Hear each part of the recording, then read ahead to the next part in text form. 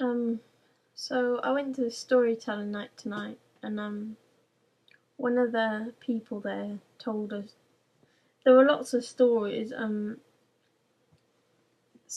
tongue-in-cheek stories. The theme is real life stories, but there were lots of stories, tongue-in-cheek stories, funny stories, and stories about events that happened to people. But they're all quite jovial and quite happy. But someone said they wanted to tell a serious story, and it was about abuse. And I I just felt so terrible for the person telling the story that I just felt really connected to them, and I just felt really really terrible for them, and it made me want to tell my story. And I think next time I'm gonna tell some stories, because it's kind of like a therapeutic environment, and it's really it's quite it's quite kind of it's very therapeutic. I can't think of the right word for it, but it is very therapeutic, and it is very kind of um soothing to tell stories like that, and especially real life stories. And I was just thinking back to TMAU, and before I had TMAU, I had a lot of abuse in my family, and I had a horrible kind of. I wouldn't say it was a horrible childhood, but it wasn't like it actually was a horrible childhood, but it wasn't. It was far from perfect, and it was very abusive and very violent. I remember seeing my brother smash his head through the window because he was high on drugs and ecstasy and things like that, and speed. And I remember other things, but I don't really want to talk about them. And I remember lots of things to do with my brother and other family members, and it just wasn't very nice, really. And my salvation from all of that was my salvation from my time at home, which wasn't very nice most of the time. Sometimes it was okay, but most of the time it wasn't very nice. My salvation from all of that was school, and my school life, and my friends, and my life at school, really. And I had lots of friends at school growing up in primary school, and lots of friends, and I used to really flourish in that environment. But when I was 13, when I was 12, I went to secondary school, and it was a different environment completely. And secondary school's kind of like it's more grown up, and it's like a different vibe about it. And when I was 13, I suddenly had this. I had this really weird day where something happened. I felt really ill and really unwell, and one of my someone said something about, can you smell that BO smell on Katie? And that was when I knew I had TMAU, really. I didn't know what TMAU was then, but that was a moment my heart kind of plummeted, really. And that was a moment when I thought everything just went to crap, really. And that was just such a horrible time. I had lots of friends in school, but in secondary school, that got me through it. But because it never really was that bad, only in certain classes. And I remember this teacher when I was 16, 15, 16, and I was in a class which made me nervous. And whenever I was nervous, I tended to smell bad, and it only happened when I was nervous. It never happened when I was around my friends and having fun. But when I was in classes which were quite serious, and where I didn't know anyone, I'd smile bad because I got so nervous. It was like a defense mechanism. I got so nervous that I would smile bad, and my it was really bad in this class, and my teacher said to everyone was like, I didn't realise it, but everyone used to say this name in the class, and it was a horrible name, and like a name for an animal or something, and they used to say it around the classroom. And once I came in from my flute practice, and they kept saying this name, and I didn't realise what they were saying, and I laughed along with them, and the teacher looked at the kids saying it, and said aloud to the class, "Someone in this class has terrible body odour, can you please sort it?" And I remember thinking that name was directed at me, and I just thought, now I just think like, fuck you to that kid, because thinking back, he was fat and ugly and really unattractive, and that's not the way to look at it at all, but I kind of look at it like that because I'm like, with that moment and that memory, I'm kind of stuck in that mentality of being a teenager, being a 16-year-old. But I didn't think like that at the time. I just thought, I felt completely heartbroken when my teacher said that, because I don't know why I said he's fat and ugly, because that's really ridiculous and childish thing to say, but he wasn't a good looking young man, and I think he just did that to overcompensate for his own shortfalls, really. And he was kind of like a ringleader, and I think people who are bullies tend to do that. And that was really horrible, really horrible time. When my teacher said that, she said, "Someone in this class has really terrible BO, can you please sort it?" I immediately, I was going to go up to her after that and say, "I know it's me, and there's nothing I can do because I take 2 showers a day, one before school and one after school, and there's nothing I can do really." And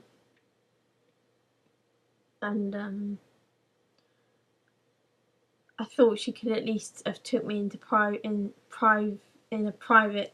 She could at least took me into a private room and said, "Look, you have this problem," and then maybe I could have got diagnosed then, and my life would have been completely different. But I went to the next class, and I went bright red when she said that, and everyone kind of stopped their jibes and stopped saying that horrible name. But I went to the class afterwards, and the next week or the next day or the next couple of days afterwards, because it was an English class and we didn't have it every day, but I went to the class in the next couple of days, and the problem was still there. I couldn't smell it, but it used to fill the whole room up, and I couldn't smell it, and it was terrible, really. It was really awful, and it was awful to have to deal with that. To be so powerless over something that you can't control is really just awful, and it's just really awful, really. And things that was nice. That was a low point, but when I went to college, things got considerably worse. People, I used to have, I think in school I just used to have one shower, because I'd go from that class and I meet my friends, and I don't think the smell was noticeable. It might have been, but they didn't say anything, so my friends, but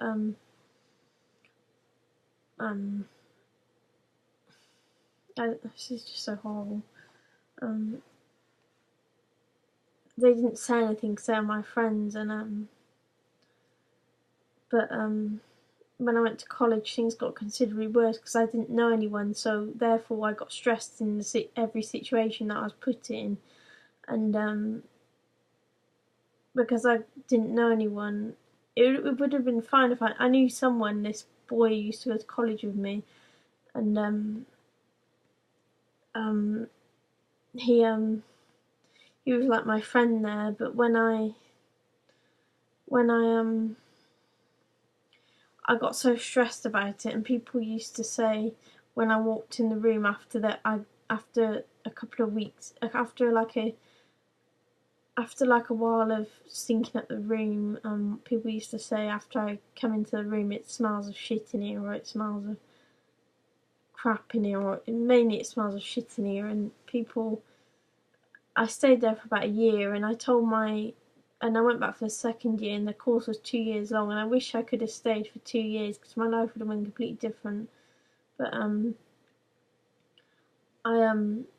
I went back for the second year, and I told my tutor, I just come back from Glastonbury Festival, and I had a really nice time there, and everyone was jealous at college that I went, and I was like I was like the understated cool person of the class because I didn't have to tell everyone I was into all these cool. I didn't have to tell everyone how what I was really like, but no one really knew what I was really like. I think if they knew, they would have been.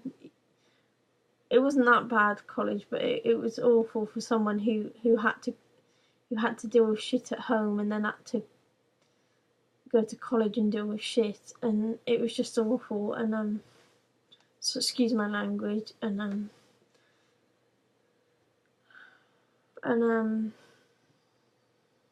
when I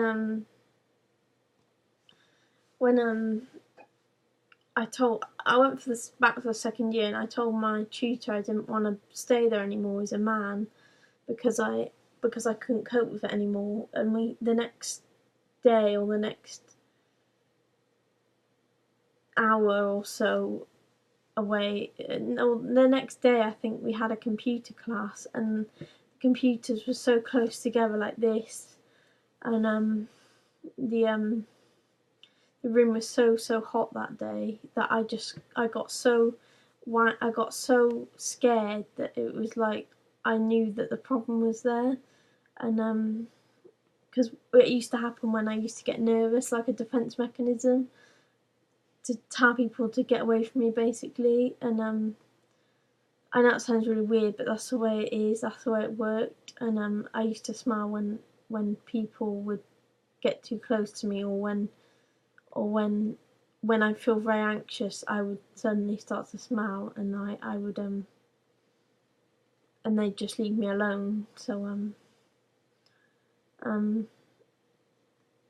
was in this computer class, and someone said something about a smile, and then I was just quietly working away,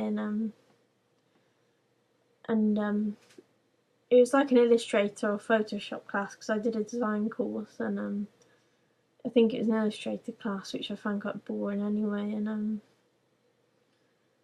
my tutor said, someone said something about a smile, and my tutor, it's so hot in there, and I knew I stank. And my tutor said, I really wish. I told him like an hour before or a day before that I didn't want to be in there. That I didn't want to. I told him an hour or a day before. I can't remember when it was, but I told him that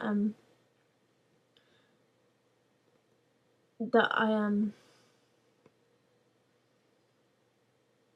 didn't want to stay on the course anymore. I didn't tell him why. I just said I wanted to leave. And he said in that computer class, I really wish one of you wasn't in here right now. And that kind of not cemented my decision, but it kind of made me want to leave, and I did leave. No, it wasn't. I stayed actually after that. I thought, fuck him, I'm gonna stay. And so I did. I think I stayed like an extra week, an extra 2 days, and then I went from a class.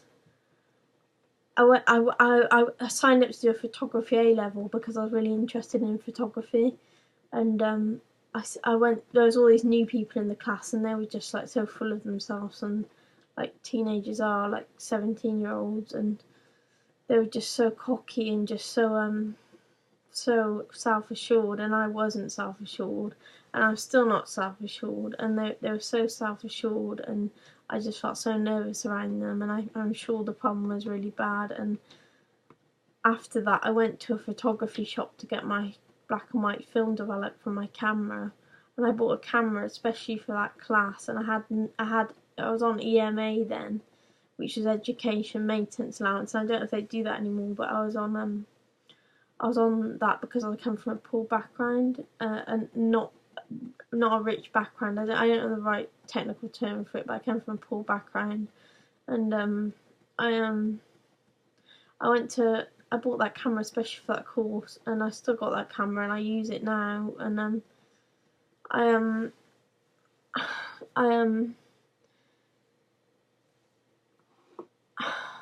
this is so difficult talking about this.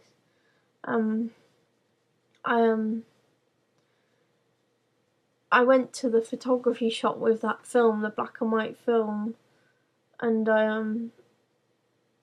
I took it. This was after a day of I think this was after the computer class day. Actually, I think this was the same day.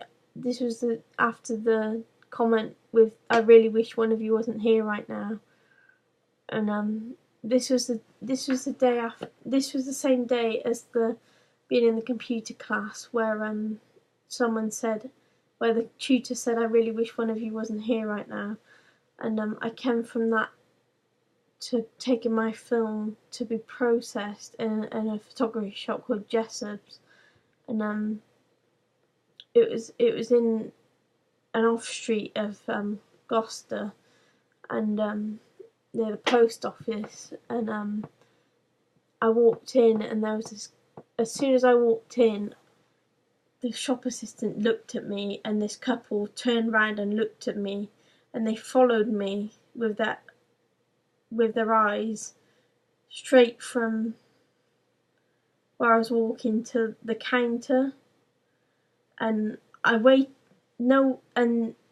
waiting for the other shop assistant, and they burst out laughing. They were looking at me, and they burst out laughing, like hysteric laughter. They just burst out laughing, and they said something about being disgusting, or someone being disgusting and not showering. And that was the same day that someone said, "I really wish you weren't here right now." And I stayed in that photography shop about, it felt like 5 minutes, but it's probably like 3 minutes until I waited there while they were just hysterically laughing and talking about someone being disgusting and unhygienic.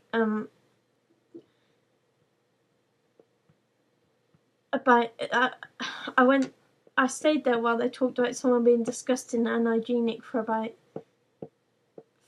3 minutes, and until the other shop assistant, the young lad, come out to serve me, and I just I got my film or something, and or took my film in to be processed, and I walked away, and I went to get the train. I walked home to get the train home, and my friend wasn't there that day. My friend who I normally caught the train with, and there were these people at the train station, and they were I stood near the rail of the platform, and they were staring at me and laughing at me, and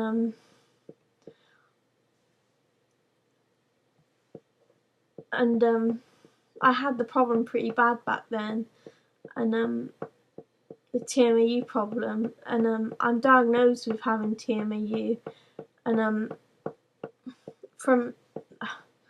diagnosed with having TMAU, and I had very bad symptoms, and I still have symptoms sometimes, but not all the time. And I went from this horrible computer room to this photography shop, to then having to go to catch a train home, and this couple were just standing there laughing and giggling and sniggering, and I immediately thought it was about me, and it might have been about me, and it could possibly have been about me, because the day I had was a day from hell, and anyone who has TMAU knows what I'm talking about. And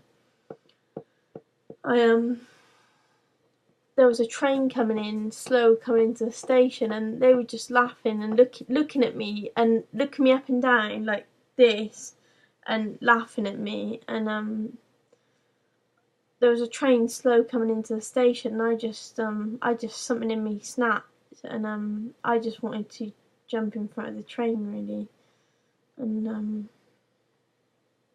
something in me snapped that day, and I knew it'd never be the same again. I knew I'd never think the same way ever again, and I knew I'd never think the same way ever again, and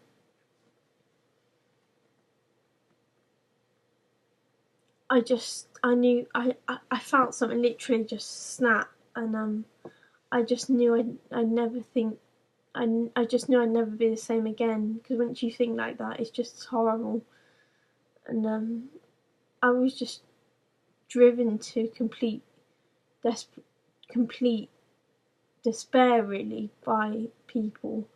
And I remember going on holiday and things like this, and going places, and people just laughing at me and saying that it stinks like shit in here, and looking at me and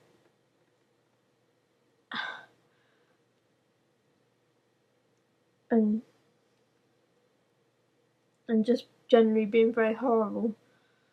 And now I'm diagnosed with TMAU. I have low levels of it in my system, but I don't know how I don't know how I have low levels of it in my system, because it used to fill up a whole room, and people used to call me, and I quote, that name in the classroom, they used to call me the beast, and they used to call me that, and that's what they used to call me.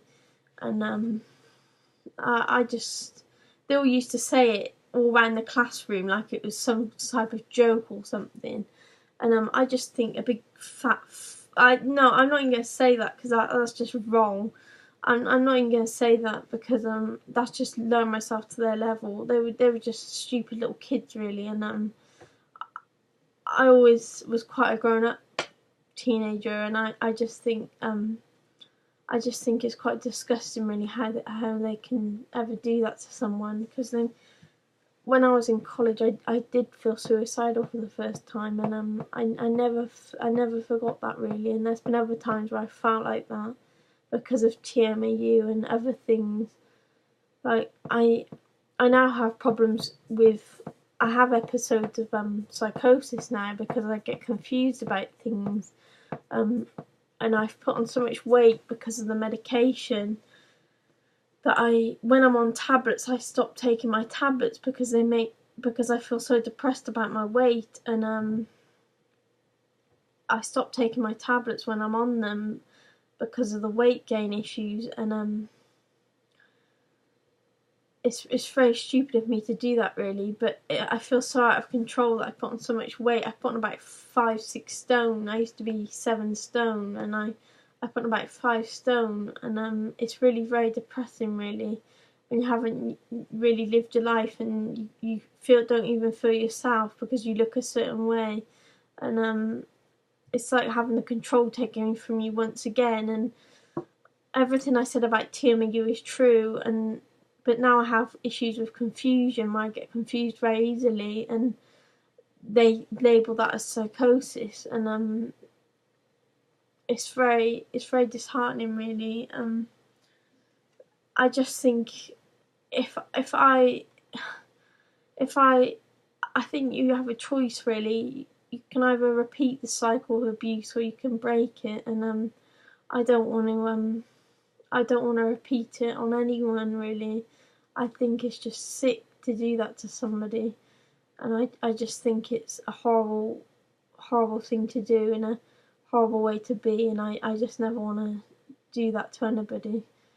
I just everything I said is completely true, and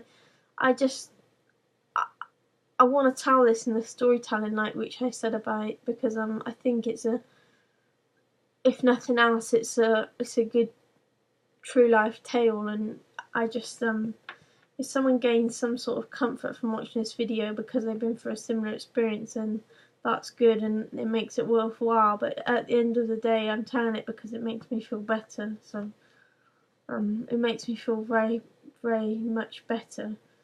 Because it's really just horrible, really, everything I've been through, and it's just awful. So yeah. And I've just got a part-time job, and after being on benefits for a long time, and I'm finally getting out. I feel like I'm finally getting out of a rubbish situation, and I've got this. I'm kind of playing. I'm finally getting out of a rubbish situation, and I feel like I'm finally getting somewhere with my artwork, and I think my artwork will ultimately set me free, really, and I think I'll get somewhere through that. But it's what gives me strength, really, and what drives me, and what I love to do. So I don't pay attention to the naysayers anymore, really. I just get on with things. So that's my story, really, and I hope you I hope you enjoy it. I hope you if you're in a similar situation, I hope you gain some understanding from it, and some comfort from it. So I'm going to go now. Goodbye. Bye. Bye. Bye.